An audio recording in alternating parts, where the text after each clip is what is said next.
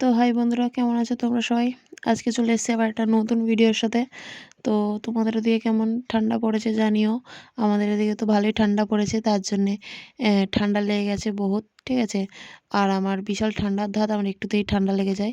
তো তার জন্যে আমার বাবা দেখো রাত্রির বেলা বলেছে খাওয়া দাওয়ার পর 1 গ্লাস গরম দুধ, তার মধ্যে 2টো কাজু, 4টে বা 6টা হচ্ছে কিশমিশ দিয়ে, আর এই যে গরম দুধটা ঢেলে দিল গ্লাসে, ঠিক আছে।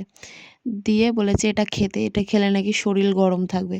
জানি না কার দিয়ে শুনে এসছে বা কিছু।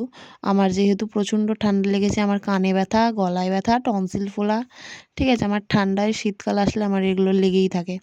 তো বাবা কার থেকে এসব শুনে এসছে, তো তাই জন্যে গরম দুধটা ঢেলেছে গ্লাসে, তার মধ্যে কাজু কিশমিশ দিয়ে, আর এই যে দেখো মধু দিয়ে দিচ্ছে। মধু দিয়ে এবার বলেছে যে খাওয়া দাওয়ার পর রাত্রে তারপরে এটা খেয়ে ঘুমাতে, তাহলে নাকি ঠান্ডাটা মানে কম লাগবে, মানে ঠান্ডার মধ্যে শরীরটা আর কি গরম থাকবে। আমার এত ঠান্ডা লাগে, তো তার জন্যে আমার বাবা এটা আবিষ্কার করেছে। জানি না কার থেকে শুনে এসছে, ঠিক আছে। তো গাইস চলো খেয়ে দেখি কেমন লাগে। তোমরা আমাকে জানিও এটা খেলে কি শরীর কি গরম থাকে।